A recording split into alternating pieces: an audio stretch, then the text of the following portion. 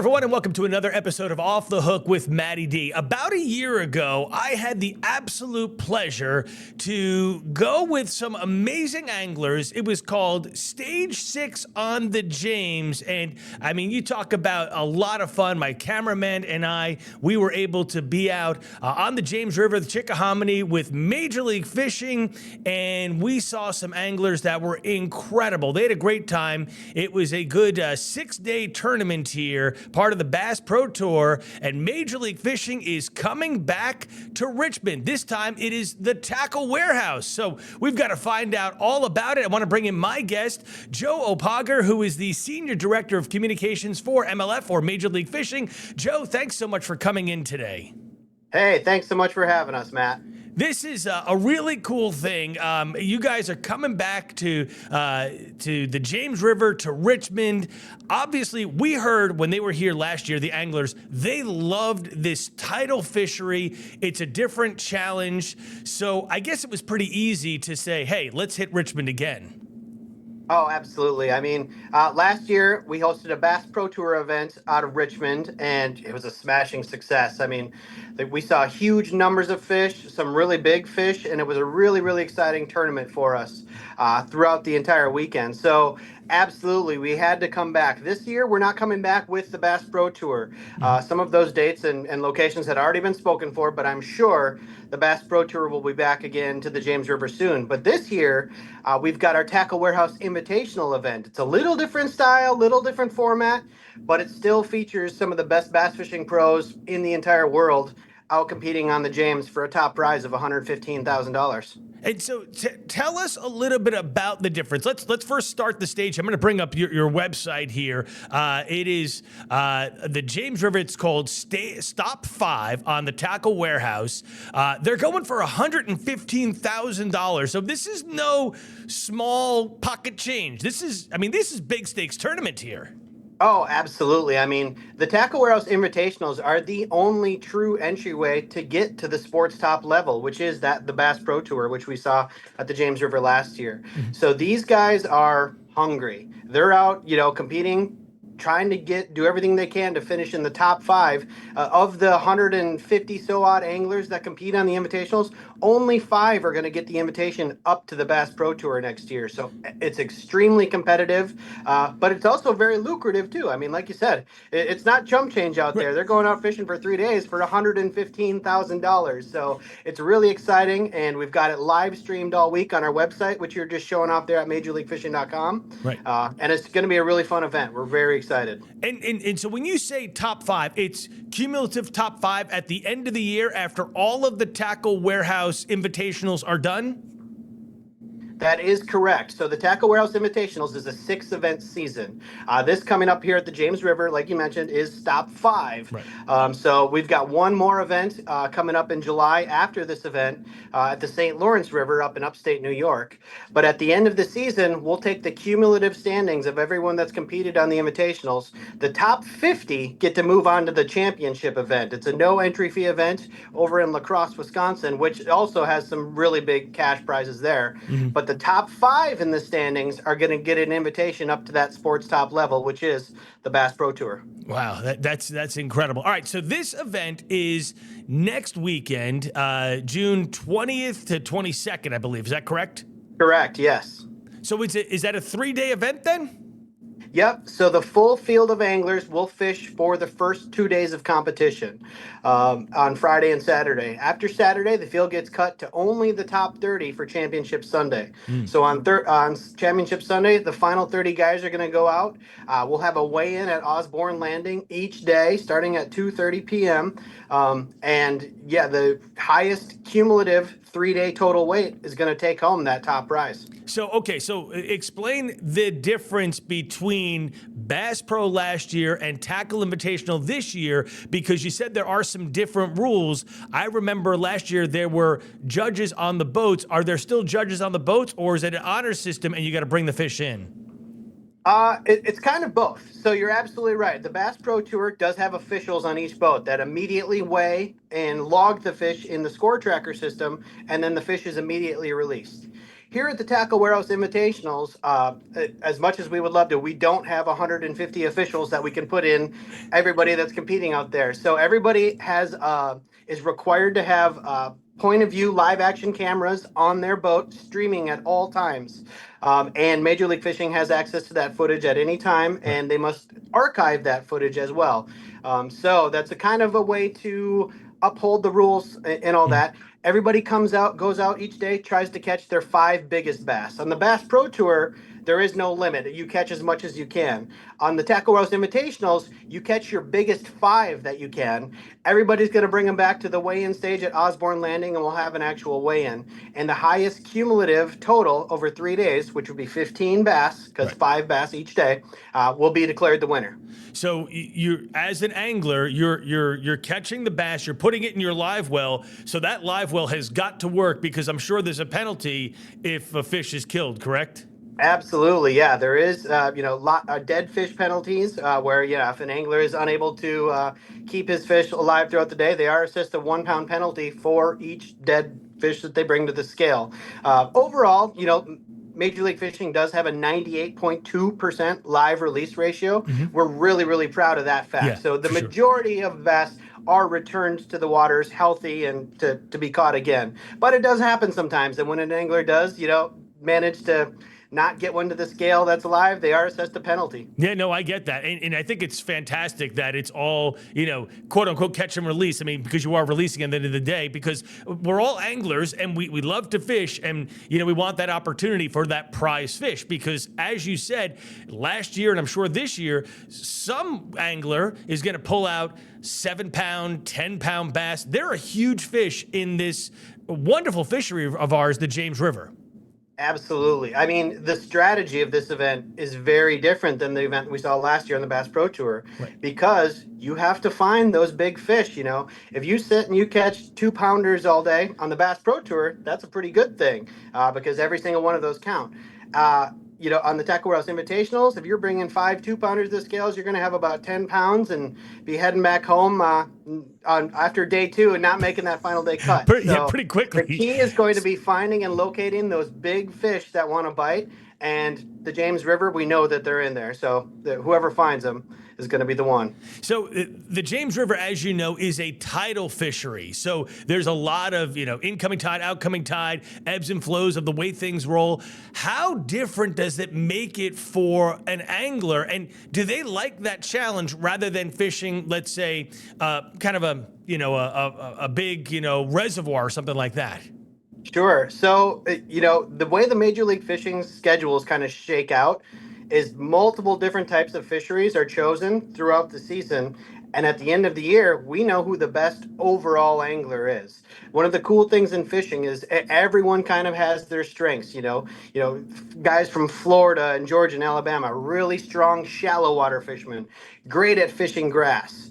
Kind of some of the mid-range, Virginia anglers, California anglers. There's a lot of kind of tidal waters, which is a huge factor. And guys that don't ever fish tidal fisheries are at an extreme disadvantage at those lakes. But then as we move up north, to places like the St. Lawrence River, the Mississippi River and La Crosse, then now the northern anglers are getting their time to shine and show off, their smallmouth skills and their deep water finesse fishing and things like that. So to answer your question, some anglers love it.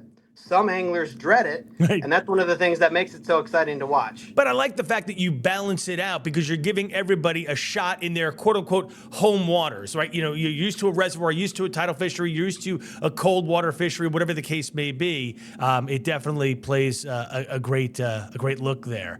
This is unbelievable. So, I mean, when you look at the schedule now for 2026, is kind of Richmond on the map, being here twice? I mean, once last year, once this year. I mean, are we like a cool hotspot to stop in, or you haven't looked at that yet? Well, I've got to be honest, we haven't. We've been working on it. We're getting close. Within the next probably 60 to 90 days, I would imagine we'll start to see some dates and locations being rolled out. But that being said, Richmond is a place we visit every single year. Major League Fishing is the world's largest tournament fishing organization. We have 5 different circuits from high school and college and our BFL events, which are one-day events for working anglers, up to the Bass Pro Tour, the sports top level. So with more than 250 events throughout the year, there are always going to be a couple of tournaments on the James River. We're just not exactly sure what circuits we're going to be bringing there yet. It could be, a BFL event or Toyota Series, or, it would not shock me at all to see the Bass Pro Tour return. It was a great event last time, and with the facilities there at Osborne Landing, the great kind of fan support that we've seen over the years. I mean, every time we come to town, our guys are treated like rock stars. They stop and get gas. They're swarmed for autographs and pictures and selfies, and everybody wants to talk to them. And it really makes our anglers feel very special. And one of the reasons that we love coming back to Richmond. These guys are rock stars. When I was, kind of walking through the line last year and talking with them, they were so down to earth, so personable. Their teams were awesome. They were so accommodating to come on the air and talk with us. I mean, you couldn't ask for a better set of anglers, of gentlemen, of just people in general. It was just absolutely awesome. So really a lot of fun. I'm glad that you do bring that back here in some way, shape, or form every year. All right, so June 20th to 22nd, we got 3 days. You mentioned fan support. When can fans come out? What can they expect? Sure. So every day out at Osborne Landing, the guys are going to be taking off at 6:30 a.m. So we'll start our pregame show around 6 a.m. Usually there's free coffee and donuts out there. I'm not exactly sure what's going on next week, but come on out to Osborne Landing. Either way, there will be a big circus going on that morning. The guys are going to be out on the water all day competing. We'll have live streamed coverage each day at MajorLeagueFishing.com and on the My Outdoor TV app. So if you're a smart TV user and you want to download the MOTV app, the MLF Tackle Warehouse Invitationals is live streamed there for free. So fans can follow the action all day long, and then we'll start our weigh-in at 2:30 p.m. Kevin Hunt and Chris Jones, who is our weighmaster, will be weighing the guys in. They're going to be bringing their 5 biggest bass to the scale and showing off these James River giants as we see who makes that weekend cut, and we'll be there on Championship Sunday. And Championship Sunday is such a huge day because, as you said, it's the top 10, is that right, that go on for, or top 30, I'm sorry. Top 30, yeah, top 30 in this one. Right, top 30, and I mean, hooting and hollering, weighing it in. And last year, I remember there was like a lot of things for, especially on Championship Sunday, things for kids to do. Are you doing that same type of thing, that really family fun atmosphere again? You might have mentioned that. Unfortunately, with the Tackle Warehouse Invitationals, it's kind of a condensed staff a little bit. Okay. So we're not having the expo going this year. Got it. But when the Bass Pro Tour comes back to town, absolutely, we will be doing that again. Nice. But that being said, there is a lot of fun going on at the weigh-in. There's usually a couple sponsor tents set up, maybe a couple food trucks, things like that. So there is absolutely stuff to do. And then you're getting to see the stars of the show, which are those James River largemouth. Which is just unbelievable. It's so great. I cannot wait to see you guys in action again this year. I'm going to make my way down there. It's Great. So much fun.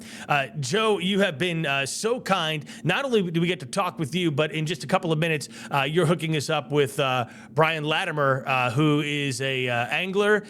Can't wait to see what his feelings are in fishing the tidal fishery and being part of this great event and trying to elevate his way, as you said, into the Bass Pro by trying to be top 5 by the end of the year. Absolutely. Currently, B-Lat's sitting, in 30th place heading into this event. So he's inside that top 50 cut to make the championship and a couple of good events, to finish out the year. And he'll be in that running for that Bass Pro Tour invitation. So he's a great guy. He's got an awesome YouTube channel with Straight Up Fishing with B-Lat. And he's going to be an awesome interview for you. Yeah, it's going to be great. I really appreciate you taking the time to talk with us today. And we're going to hook up with him in just a minute or so. So I appreciate your time. I've been talking with Joe Opager. Once again, he's the Senior Director of Communications for Major League Fishing. June 20th to 22nd, it's the Tackle Warehouse Stop 5 on the James River. Joe, thank you so much. Thank you so much. We'll look forward to seeing everybody this weekend. All right, sounds good. All right, so I'm really excited because we have one of the professional anglers for Major League Fishing for the Stop 5 on the James tournament coming up this weekend, and that is Brian Latimer, who is from South Carolina. This is his 9th year of competing. First of all, Brian, thanks so much for joining us. Yeah, man. Thank you for having me. I appreciate it. This is awesome. So, first of all, 9 years competing as an angler in Major League Fishing, that's to be commended. I mean, it is a career for you and is something you have to work hard on all the time. That even sounds weird. You're saying 9 years. It doesn't feel like it's been that long. So I always tell people I was just hoping I could get by a year or maybe two. And so now to be almost a decade of fishing professionally is wild to me. At 12 top 10 finishes, 2 career wins. I mean, you've done well. Is it a passion fishing? Is that how you started? Because I saw a YouTube video. Really young kid down in Seminole County winning a big old bass tournament. But you know, like it, I feel like it's fluid with that. To answer that question, it's a hard question to answer. Okay. In the beginning, it feels like it started off because I was like, I just really don't want to do my day job. I am sick of this. I grew up in a family business, so I was sick of it. Anything I got to do to get away from this. But then also, I love fishing. But at the same time, there's times where I honestly, I mean, I'm just gonna be flat out honest. I get sick of it. I want to go home and do something else at times. But then I get about a month off or so, and then I get a little hungry. So it's fluid. It goes from it feels like a purpose, and then I enjoy it, Right. and then it can be a little bit of everything, just depending on the time. And I get it, right? Because you are pretty much on the road every weekend, just about fishing in some tournament somewhere that is not your home state of South Carolina. You're all over the map. Well, here's the thing. That's a huge misconception about professional fishing. I only have 6 tournaments a year. Oh, okay. So the actual fishing part, traveling, is the fun part. It's the whole back end that nobody ever gets to see that can make you be like, I am ready for this. Like by June, July, you start feeling it a little bit. You know, you start feeling a little bit like I just want to go home. So we have to work shows. I've been answering emails all day. We do Google Meets all the time. There's a lot of other stuff on the back end that it's a business. We're basically we're private contractors for the most part. So that little part, when I get to actually go fish a tournament, that's the easy part. So that's the fun part. It's the fun part. The business end of the equation is like, can't I just have somebody just handle this for me? Yeah. If I could just have somebody just handle all the back end stuff, that would help a lot. But at the same time, I enjoy that part too because I'm a business person at heart. Right. So you enjoy it, but just everything in doses. And I got it. Little doses of business, lots of doses of fishing. Yeah. If we can work that out by the time, that's what I want retirement to look like for me. I don't want to quit fishing. I want to always keep fishing, but like just less of the back end stuff when I get older. So, all right. So this weekend upcoming is the Tackle Warehouse Stop 5 on the James River. You have fished the James before. How do you find it compared to other bodies of water? Because it is that tidal fishery. Yeah, I personally love river fishing, bar none. It's my favorite type of fishing to do. The odd thing about it is like where I live, I don't have access to that type of fishery or that type of water at all. It's nothing like where I grew up fishing. But the thing that I like about fishing rivers, in particular like the James River, is there's a lot more elements that you have to think about in order to be successful there. When I go to Lake Hartwell, when I go to even like a place like Gunnersville in Alabama, you just got to find the fish, and that's pretty much it. Well, when you come to the James, there's an extra element. You've got the tide, you've got distance, you've got to manage fuel, the best way to get to a specific area. So there's a lot more elements that you got to manage to be able to catch fish. And to me, that extra layer of thinking about it just makes it a little bit more fun for me. When I got the chance last year to be with Bass Pro, they did stage 6 on the James. These anglers have like 15, 20 rods on the boat. I mean, and they're just all geared up and ready to go. So do you have, because you've been here so much, a number of rods with a number of different lures, baits, jerk baits, etc., that you already know, these have worked before, these are my go-tos out of the gate, and then I start messing around? Yeah, if I got 15 to 20 rods on the deck, you can guarantee I have no clue what's going on. If y'all come, listen, if you see your boy with about 2 or 3 rods on the deck, know I'm about to catch him. Like I'm gonna be dangerous that day. So yeah, when I go to the James, I don't suspect that I have, in practice you might have more than 3 or 4, but I'm planning to have 3 to 4 rods on deck. It's very simple. At the James, it's not about having a special lure or a special technique that nobody knows about. Right. It's about finding that productive area. It's very area driven in my mind. Hmm. So I'm not really, I don't have a lot of tackle prep that I need to do for this tournament, Gotcha. but it's more just thinking about which areas are going to work out the best, which areas have the best elements to suit the style of fishing that I have. More than anything, it's I don't think you need anything special bait wise or presentation wise. When you're on the James, I mean, there's a lot of recreational anglers. Does that play a factor into what you're doing? Or do they realize, hey, this guy's in a tournament, here's Belat. I want to stay away from Belat, let him do his thing. It can play. I would say if I were to rank the James when it comes to, your pleasure boaters or Right. even other fishermen being a factor, it would be really low on my Okay. scale. When you go to like Gunnersville, or if you go to anywhere on Tennessee River, Kentucky Lake, even here where I live, Lake Hartwell in Carolinas, it's because they're much smaller fisheries. It matters more, but I've never really had an issue with other boaters or Right. anything on the James. I mean, those guys, they have just as much right to fish as I do. Just because I'm fishing a really big tournament, it doesn't it you would like for them to let But of course. you in there and let us do our thing, but they don't owe us anything. They don't owe us anything at all. Right. So I'm all for the local guys fishing. I think us being there, the whole purpose of what we're doing should be to encourage other people to fish too. And if we're not, we really got to look at what we're doing. So I don't have any kind of feelings about the other people fishing with us. Gotcha. And how have you done on the James in your previous tournaments? Has it been pretty successful? And that's one of the reasons why you kind of you're able to hone in and be like, I know where these fish are. Because you mentioned it's about finding the fish. I feel like I've always done pretty good at the James. Mm-hmm. It's a shallow, in my mind, it's a shallow water fishery. I've always done pretty well there. I think the last time that we were there in 2022, I'm pretty sure I made the 3 day cut. Well, now we just have 3 days of competition period, but back then it was 4 days, and I'm pretty sure I made the day 3 cut there at the James. The thing about it that's changed since when I first started fishing it, the first time I went to the James, I want to say it's 2014, 15. Mm-hmm. The weights are high now. Back then, if you caught 11 or 12 pounds, you were almost guaranteed to get a payday, maybe even make the championship round. Right. Nowadays, I bet to get paid, you're probably gonna need 14 plus a day, maybe more, to get paid. The fishery has improved over the years, Mm-hmm. and it just takes a lot of weight. So it sounds easy to go catch, 13 to 15 pounds, but in all actuality, you got to have a lot of things line up and go right for you to be able to get that kind of weight there. So I'm hoping and I can get somewhere around in that territory, but Right.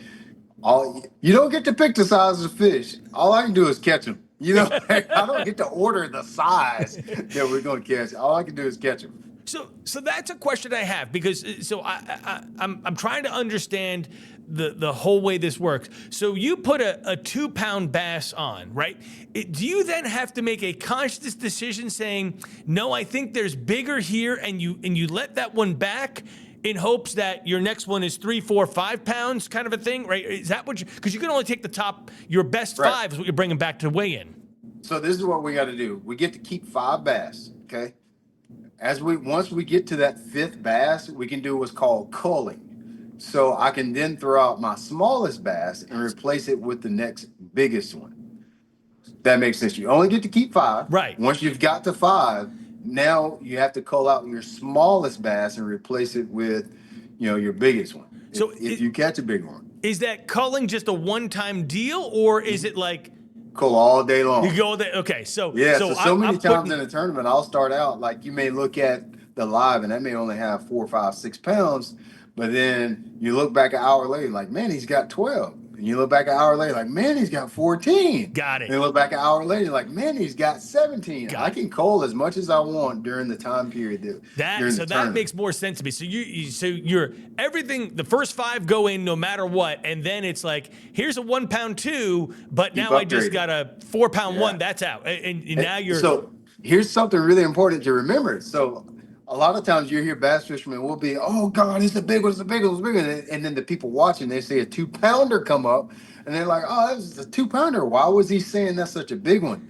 What the audience oftentimes forgets is even calling up an ounce or 2 is thousands of dollars. right. Like earlier this year at Toho, the very first event that we fished, I was in a 3-way tie for 40th place, which was the last payday. And it came down to who had the biggest 1-day wait. And so I remember calling up like a 1-4 for a 1-2.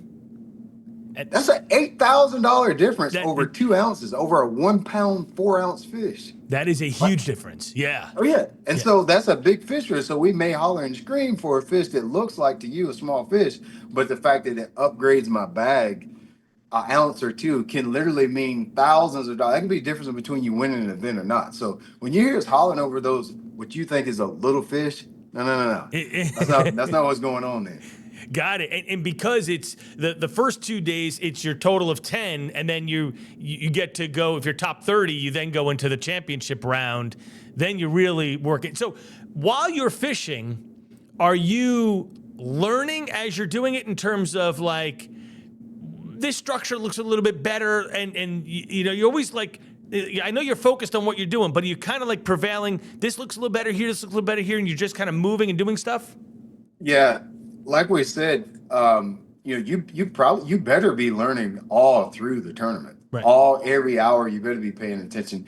The thing, like I mentioned earlier, I love about the James is there's windows always opening and closing because of the tide. Yeah. When I go to Lake Hartwell, it may be only a window in the morning, and that's it. Maybe the first 2 hours. On the James, they might not bite in the morning because the tide's not right. Right. And so many guys will go to their area, they won't get bit. They'll assume that this area is there's just something that's expired and it'll never happen again. But you got to be patient and wait for that tide, wait for the water to get right, and then you get that window of opportunity. It may be 1 o'clock, it may be 2 o'clock. So some of the unexperienced anglers, sometimes they can spaz out mentally when they really could just waited another hour or 2 for that window to open and make your day. Do you keep like I think of a golfer, right? They play Augusta National, they play the Masters, and they write down every pin location. They know where they've hit it from. And do you keep a log like, it was high tide at 2:01 on the James, and I was nailing them, at this area. So like, where you're going, or was a falling tide. Do you keep a log like that? Or is that just in your brain, like you remember those things? Listen, I could tell you what time of day I caught one on 6 years ago. Wow. I don't know. It seems like a great idea to write all that stuff down. But let me tell you, like, you rehearse moments like that in your brain so much. You create so many little ruts in your brain from replaying. People don't think about that. That's why I don't answer the phone a lot when I'm at tournaments. Right. Because so much is going on up here the entire week. We never shut off. When you go to a tournament, that like the preparation starts sometimes weeks in advance. Mm-hmm. You've got 3 days, 3 long days in the summertime of practice. So you've rehearsed what's going to happen and what did happen in practice over and over and over and over in your brain. I don't need to write it down. It's literally a rut in my brain of what time I caught that fish on, where I caught it, what the tide looked like, what it smelled like, what it looked like. It is literally imprinted into your memory and your brain because you've thought about it so much during practice period. I don't need to write it down. It's there. That's awesome. How do you like when the fans come up to you? I mean, it's got to be really cool because, I mean, there's nothing like it, right? It's just so fun, and you guys are so great to the fans. Yeah, we need. I think that is the lifeblood of our sport, our league, is fans, and I mean, I love it when the fans show up to weigh in. I know we're in the digital era, and I know everybody loves to watch and keep up with things online, but that in-person fan interaction is very, very important, and I encourage everybody to come to weigh in. There's nothing like it. Your kids will love it, even if they don't know anything about fishing. They get to see boats. They get to talk to people. You're going to see a lot of big fish. It's something that everybody needs to go and experience. So I highly encourage everybody to come and get the full in-person experience, because there's nothing like sentimental value of going somewhere, experiencing something. I always, for my kids, I don't like to buy toys. I like to do things that lead to experience. And even if we do buy them a toy, I want that toy to lead to an experience. So I encourage any kind of family, even if your fishing is not your deal, show up to the weigh-in. It'll be an experience you'll never forget. I mean, just looking at some of these pictures, you're carrying this huge bag full of fish to a weigh-in here. I mean, this is what the fan gets to see, because we were talking with Joe a little while ago, and you keep these fish alive and you return them back to the natural habitats. I think that's really fantastic. I mean, that's one of the great things about the sport. I'm a recreational angler. I'm all about the conservation and, letting somebody else try to go for that big trophy fish. I think that's great. Yeah. That's so in our tournaments, we bring the fish to weigh in.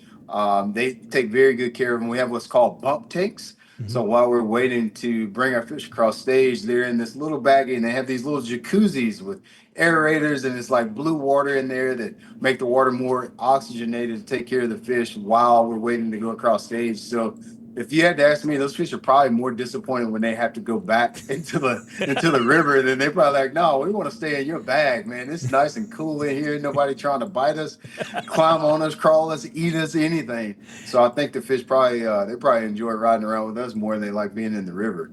But the good thing about Major League Fishing is we have several different formats as well. In my divisions and even in the grassroots, we bag the fish, bring them to weigh in, and then they have the Bass Pro Tour, where it's more of a virtual format. They catch them, they weigh them, release them. So we have a variety of formats and a variety of experiences for the anglers and for fans as well. No, Brian, I can't thank you so much for the time you've given us today to talk about your passion, your career, nearly a decade, as you said, and sometimes you said the business aspect, not so much the fishing aspect, all the time. Yeah, all the time. all the time. And again, Brian is going to be at the Tackle Warehouse, stop number 5 on the James. It's coming up June 20th to 22nd. It's a 3-day tournament out of Osborne Landing. Loves the James. He loves the tidal fishery. Cheer him on. Come to the weigh-ins. The weigh-ins take place beginning at 2:30 every day. Top 30 go to the championship on Sunday, and I'm telling you right now, my money's on Bilat. He's going to be in the championship, and I'm going. Boy. Ready for this? I'm going. You're going to win it, baby. You're going to win it. I would love to win that one, man. If I won the James, you would see something. I'll make it worth every penny. I promise you. Good luck so much, Bilat. Thank you so much for joining us. I really appreciate it. Yeah, right on. Thank you guys for including me in this. Thank you so much. And again, that was Bilat, and he is going to be fishing stop number 5 on the James River. Thanks once again for joining us. We'll have another episode of Off the Hook with MattyD coming up soon. Thanks for joining us for another episode of Off the Hook with MattyD.